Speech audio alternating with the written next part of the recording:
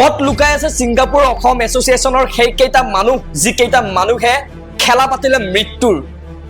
কত লুকাই আছে একো সমবেদনা নাই একো শ্ৰদ্ধাঞ্জলি নাই একো স্পষ্টীকৰণ নাই অথচ তদন্তৰ আওতালৈ এই মুহূৰ্তলৈকে অহাও আমি শুনা নাই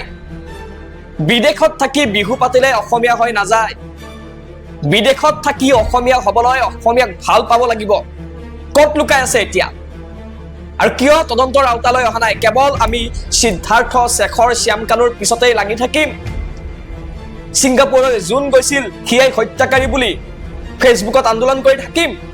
নে প্ৰকৃত সেইকেইটা মানুহক আমি বিচাৰি উলিয়াই তদন্তৰ আওতালৈ আনিবলৈ প্ৰকৃত আন্দোলনখন কৰিম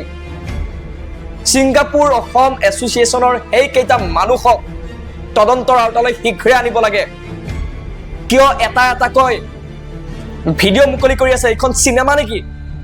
সেই ছিংগাপুৰ অসম এছ'চিয়েশ্যনৰ মানুহৰ মোবাইল কেইটা চেক কৰিব লাগিছিল ইমান দিনে এতিয়াতো সময় উকলি গ'ল ডিলেট হৈ গ'ল চাগে ভিডিঅ' ইমান দিনে যদি সিহঁতক ধৰি তদন্তৰ আওতালৈ আনিলে হয় মোবাইলত বহু তথ্যই উদ্ধাৰ কৰিব পাৰিলে হয় কিয় নহল পাৰ্টিকুলাৰ যিকেইটা মানুহ ওচৰত আছিল কাষত আছিল আমি সিহঁতৰ লগত লাগি থাকিব লাগিছিল সময়টো উকলি গ'লেই বাৰু ডিলেট হৈয়ে গ'ল চাগে বহু তথ্য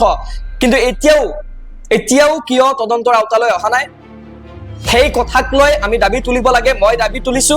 ছিংগাপুৰ অসম এছ'চিয়েশ্যনৰ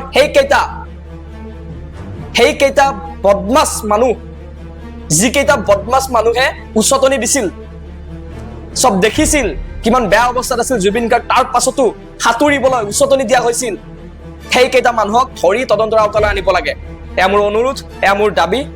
মোৰ বিশ্বাস আছে মুখ্যমন্ত্ৰী হিমন্ত বিশ্ব শৰ্মাই যি সদিচ্ছাৰে আগবাঢ়িছে সেই একে সদিচ্ছা শেষলৈ থাকক ন্যায় দিয়ক